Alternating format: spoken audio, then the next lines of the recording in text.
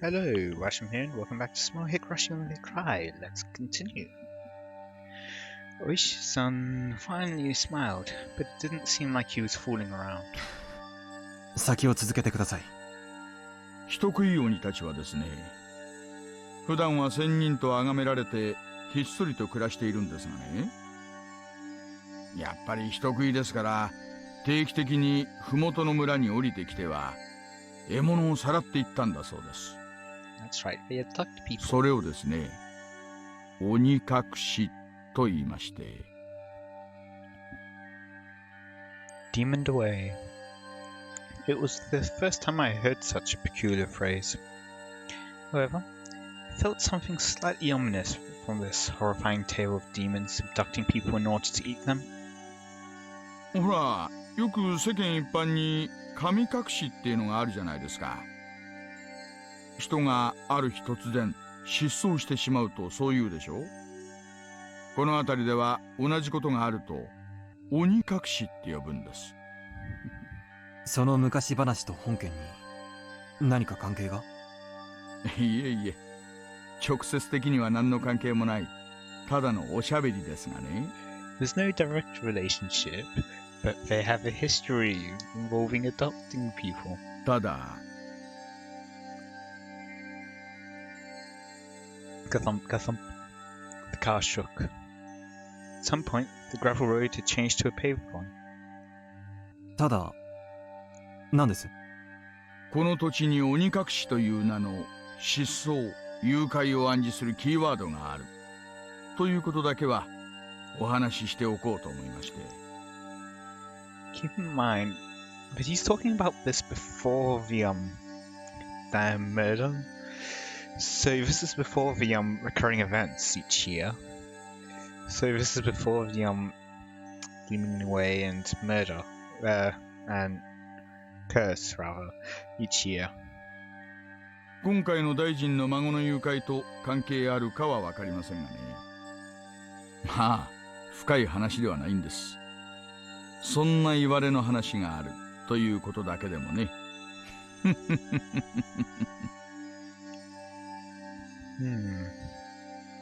Onikakushi. Human-eating demons coming from down to the foothills and abducting their prey. Then, in order to cancel the dam project that threatened to submerge the village they lived in, did they demon away the minister's grandson? And will he return alive? Then, had they already made an example out of the minister's grandson and eaten him alive?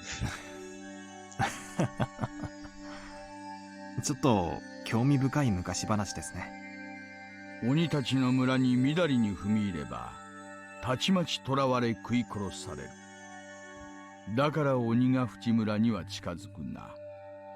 今時の若者はこんな迷信信じませんがね、沖宮の明治生まれの年寄り連中には今でも真面目に信じてるのが多いですよ。Minmizawa village was feared by the people in the area. I recalled that piece of information I heard from the prefectural public safety division. 何しろこの辺は田舎ですからね、迷信なんかが平気で幅を利かせてるんです。東京から来られた赤坂さんにはちょっと想像もつかないでしょうがね。The man-eating demons, as the price for violating the sanctity of their village, kidnapped the minister's grandson and swallowed him whole. They said they eat him alive, not necessarily swallowed whole. Come on, honestly. That ludicrous idea flew through my head. It was so absurd, I was half disgusted with myself. I wish she was just teasing me. Stupid. It was all really so stupid. Come to think of it, by then, I may have already been seized by the curse of that dubious village. For me to realize that would take a little more time. Oh. Well, I probably could have put that into last part, but oh well.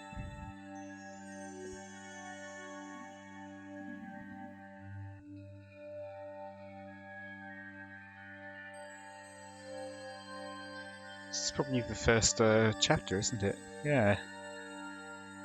Huh. Let's see the new tips. Phone call with Yuki. そうですか。急な出張は大変ですね。どうぞお気をつけて。出張はどちらへですか？もう出張先なんですか？ Whenever I headed out on assignment, she would ask where. Not just Yuki, but anybody would ask the same question. If it was a cold place, she would urge me to pack a thick jacket. If it was far, she'd warn me to be careful on the drive over. It was just normal, everyday concern that led to asking such an obvious thing. I felt sad that I couldn't answer such a run-of-the-mill question. ごめんなさい。言ってはいけない規則でしたね。どうかお気をつけて。すまん、ユキ。あなたはいつの頃からすぐに謝られるようになったんでしょう。今のお仕事に疲れた最初はあれだけはつらつと充実していらっしゃったのに。Yuki laughed as though she had realized something. At times like this, Yuki had magical power to see right through me. 私が入院してもう随分になりますものね。あなたもそろそろ寂しくなってきましたか？からかうなよ。寂しがるような年じゃないさ。さてさていかがでしょう。あなたは本当に甘えん坊さんですからね。私と一緒でないとだんだん弱気になってきてしまうのでしょ。ああ、もう。今、ユキエの頭に小悪魔の角がにょっきりと生えているのが目に浮かぶよ。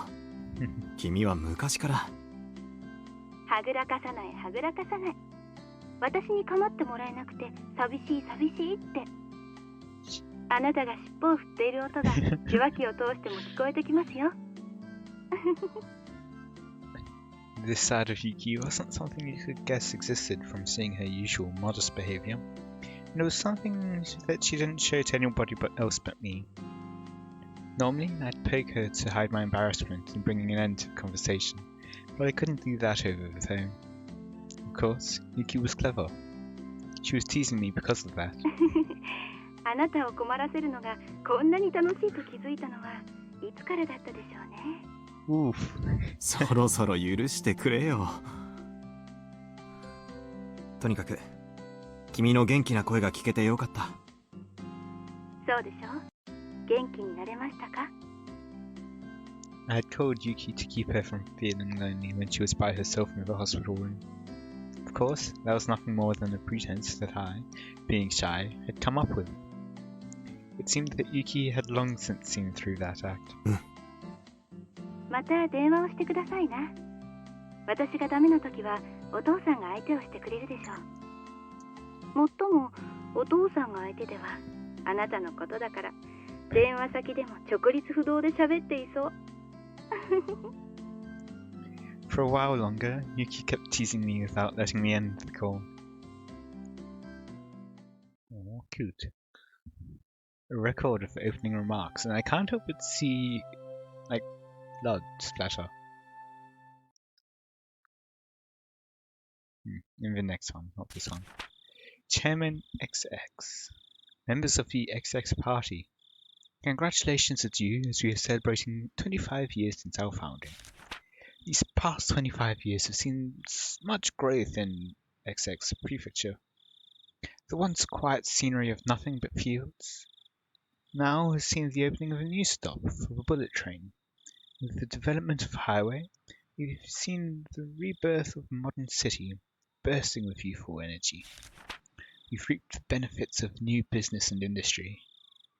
With a special reverence that the residents of Blank Prefecture have for time-honored traditions, history and culture, business and industry, these ideals in harmony they have accomplished in growing their city into one of Japan's foremost metropolises.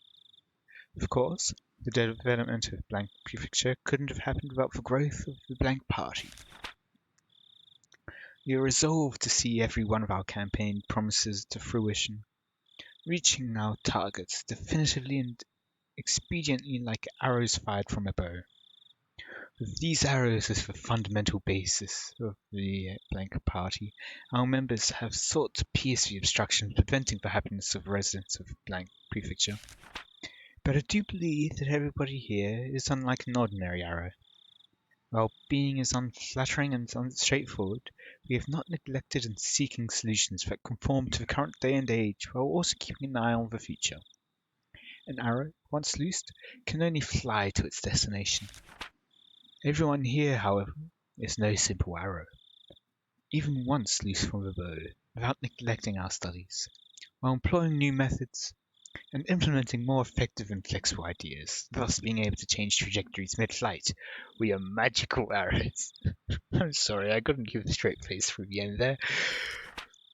The modern age marches ever forward. Sometimes it marches faster than the time taken from planning to execution. The following part was not in the script. This is thought to have been ad-libbed by the minister.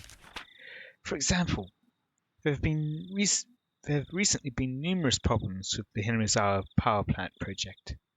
Rather than forcing through the project solely because it was decided upon by the government, it is necessary to reflect on and adjust the ever-needing changes of the residents of the region and the next generation. The protests by the local residents that surround the Himatsubushi Dam, these are also the will of the people of blank prefecture. If you feel that there is no need to listen because the project has already been finalized, then you do nothing more than shed a poor light on Japan's post-war democracy. The following is as per the script.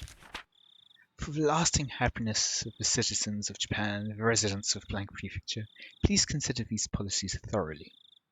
I believe, however, we have all gained something from the flexibility and foresight of the blank party. I have taken up much of your time. However, allow me to say the following to celebrate the 25th anniversary of our founding.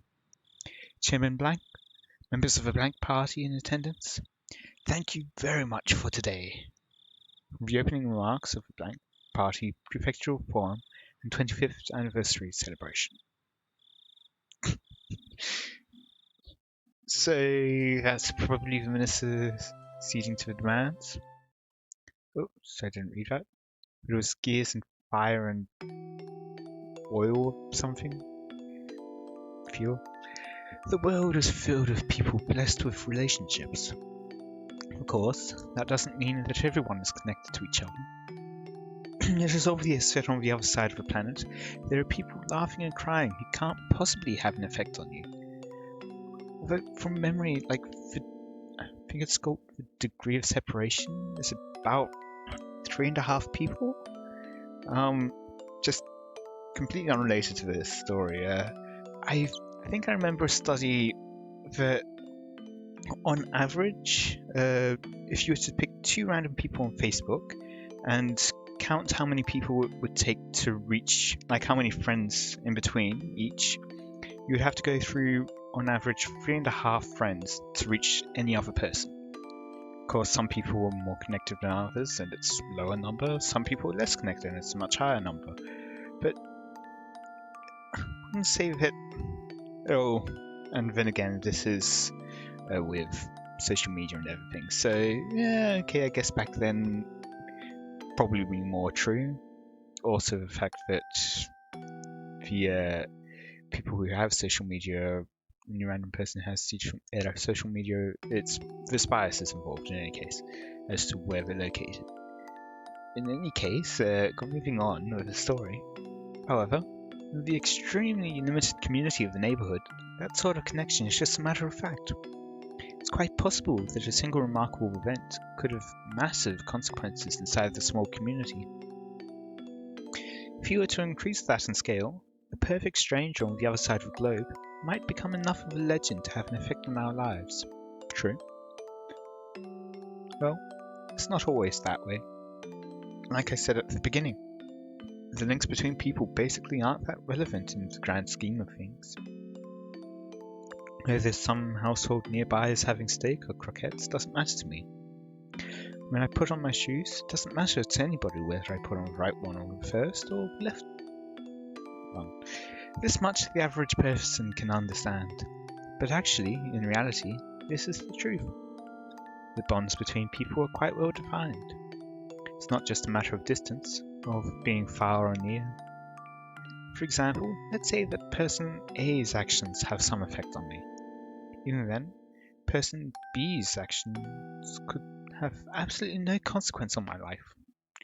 The reverse also holds true. Just because my actions affect person A, that doesn't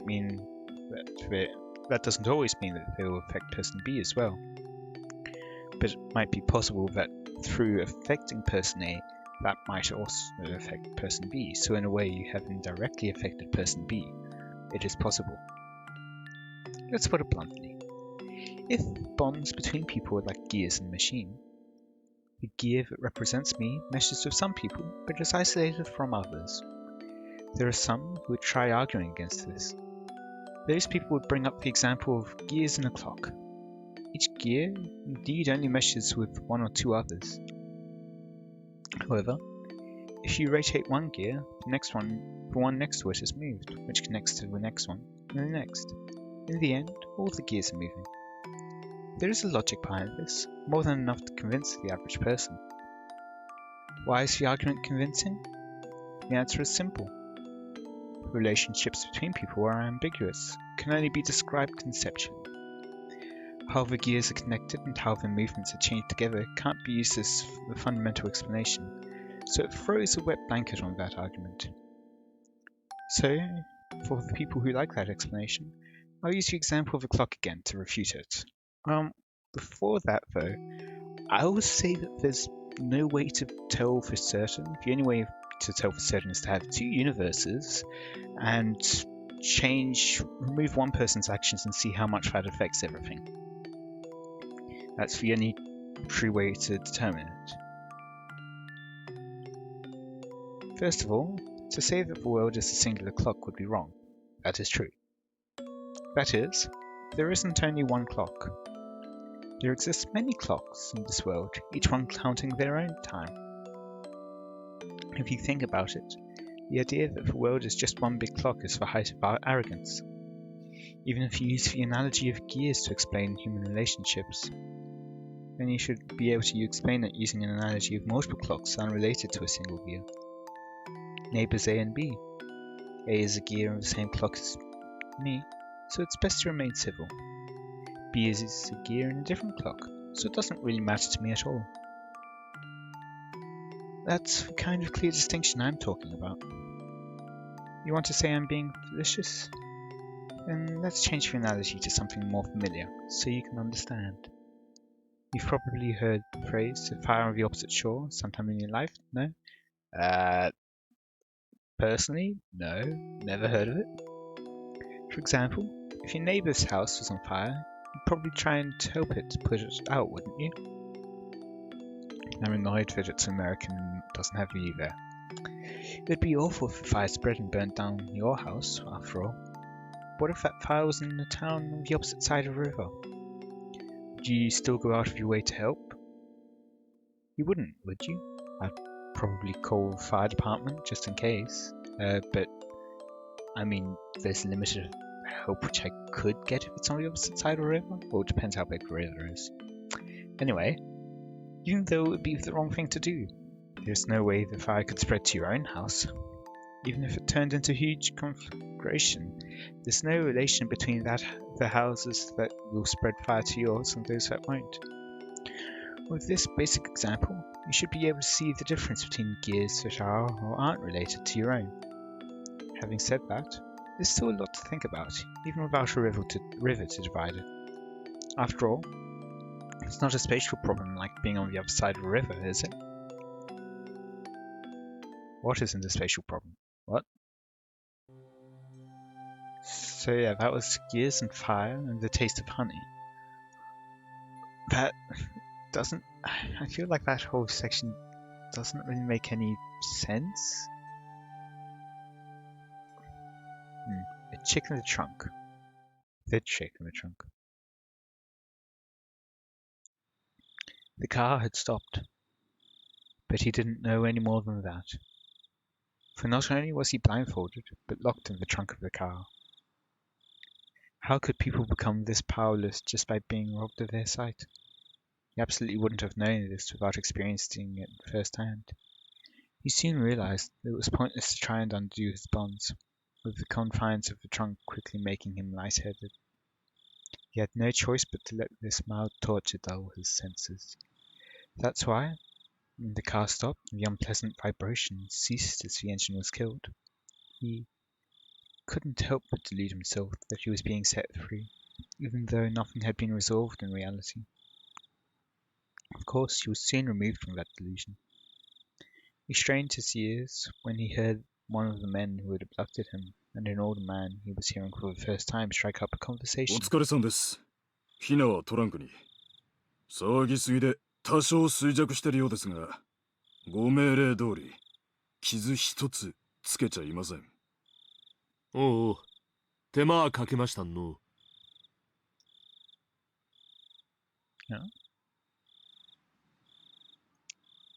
The trunk opened, letting in a blast of fresh, cool air. Even though up until now, just now, he had been thinking about getting out of that stuffy trunk, when it was actually opened, he suddenly became uneasy. Because now it's no longer a status quo. Who knows if he'll... Well, I was going to say who knows if he's going to live, but since there's not a mark on him, just as ordered, that you can be fairly sure that they're keeping him alive. Enough so that he wished that the trunk lid would once again close, separating himself from them. Suddenly, somebody stroked his head. Of course, since he was blindfolded, he couldn't tell if the hand was petting him or simply evaluating how easy it would be to remove his scalp. Unable to tell the difference, he could only freeze as he imagined the worst-case scenario. すったらん。愛そうにの。震えとんね。おとなしくしばらく過ごすがよかろう。The older man said that kindly as he gently stroked the boy's head. 本に辛い思いしちゃろな。だがな、おんめのおじいちゃんは優しい人だね。すぐに助けてくれるだろうの。Having heard nothing but the average standard dialect his whole life, the older man's distinct intonation left a deep impression on the boy. But he had no idea what he was saying. For your gramps to register as meaning your grandfather took a while to process. Eventually, the hand that was stroking his head loosened the blindfold. 目隠しはまずいっすよ。面が割れると後々まずいです。ああ、そうかの。なんら、せめて猿靴はくらい外したらんな。これぎゃ、息もできんね。叫ばれたらまずいです。こいつのことは、俺たちに任せてください。たく、気の利かんやっちゃらな。本家にむごい仕打ちはせんやっちゃっとる。そこんとこ、肝に刻むんよ。わかってます。手荒な真似はしませんよ。小僧がおとなしくしててくれる分にはね。The man's hand prodded roughly and repeatedly at the boy's head. A rugged hand, unlike the affectionate one that had been stroking his head before. Just stay cooperative. If you struggle, there's no guarantee what will happen.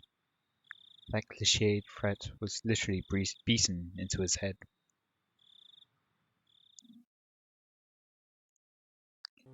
And so with all the tips done, let's continue. But that was quite a long time. Especially with me rambling for a long time and sciencey stuff. Waking up in a cheap hotel in the city was by no means pleasant. I remembered, even during the long camping trips that we had during grade school, I wanted to get home quickly, counting out the days left on my fingers. Waking up this morning, I was somehow reminded of that. Was it a need to be with my wife when she gave birth? A particular type of homesickness? As a productive member of society, as a public servant, bound to fulfill his duties, it was pathetic indeed. Those negative emotions faded as I downed my breakfast, which was surprisingly not half bad. The meeting with the informant that Oishi had expected would be tonight. Until then, I couldn't just be lazing around.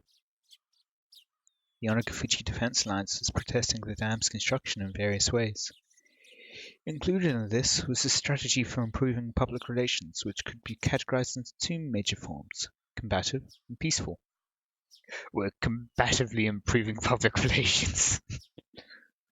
In regards to the former, as an attempt to keep law enforcement in check, they appealed to the public's sympathy by highlighting the oppressive and inhumane tactics of the police and the brutality of riot squads. The latter, peaceful route, stressed how precious the natural surroundings of Hinamizawa was, seeking people who would oppose the dam on environmental grounds. As a part of that, the village of Hinamizawa had invited celebrated zoologists and botanists, as well as environmental groups, to advertise for nature surrounding the town. This is where Tomitake-san comes in with being like a nature photographer, isn't it? According to the news, in recent years, there had been a group calling itself Hinamizawa Nature Watch, setting up free sightseeing tours. I would have liked to have taken advantage of the opportunity, but when I called the village administrative officers, they responded it was too late to put in an application for the tour, and they were still undecided as to when they'd be doing another one. そうですか。次回の募集はありませんか。残念です。あんた、環境保護団体さんですか？それとも雑誌さんの人？いえ、個人です。個人？観光ですかね？観光みたいなものです。美しい自然を写真に残すのが趣味なんで。雑誌でとても貴重な自然が残っていると読んだので、楽しみにしていたのですが。I knew there was an article that had something like that written in it, but I hadn't actually read it. Was this ad-lib lie not going to work? However, contrary to my expectations, the person I was speaking to laughed happily. ならあんた、検査来なさい。村はちょいと慌ただしいけど、歓迎しますよ。ぜひそうさせていただきます。ありがとうございます。あんた、明日は何ですか？お車？もしそうだったら、先にナンバーを聞いときますよ。タイはないんですがね。That was probably related to the checkpoints they'd set up on the way to the village. If I didn't give them my license plate number, I'd most likely be hindered in various ways. I thought about using the car I'd borrowed from the prefecture, but I was lost on whether it was okay to tell them that plate number. If the Onagafuchi Defense Alliance is behind this incident, there was no guarantee that they wouldn't be able to find out who I was. I had to play it safe, so I elected to refrain from using the car. Bye-bye? いえ、実は車ではないんです。バスか何かがあれば、それで行きたいのですが。Oh. バスならありますよ。もうすぐ廃線になってますそうですがね。そんでいらっしゃい。沖宮の駅から出ますよ。ありがとうございます。探してみることにします。ほんと、いつ来ます？ひなみざわさ初めて？初めての土地じゃいろいろとご不安でしょう。教えてくれりゃ誰か行かせていろいろご案内させますよ。そんな、そこまでしていただくのは申し訳ないです。気にせんでください。これも村の自然さ守るための PR なんですから。Judging by what I saw at the checkpoint, the villagers were at the very least wary of outsiders. That's why, in order to move in and out of the village freely, I had to travel with somebody like Oishi, or side with the dam protests. Having an interest in the natural environment surrounding the village tied into the peaceful type of PR the village was using. I was a bit against having a watchdog attached to me. That might actually work out in my favor. The entire village was fired up about the dam protest, so I might be lucky enough to hear some especially candid opinions from the residents. Given that, there was no real reason for me to refuse their offer. 本当によろしいのでしょうか。でしたら本当に助かります。After that, I was shown the bus schedule and directed to which bus I should get on. Somebody would come and meet me at the bus stop in the village. After showing me around a spot I'd taken interest in, there was no doubt they'd bring me to somewhere like the Anti-Dam Information Center.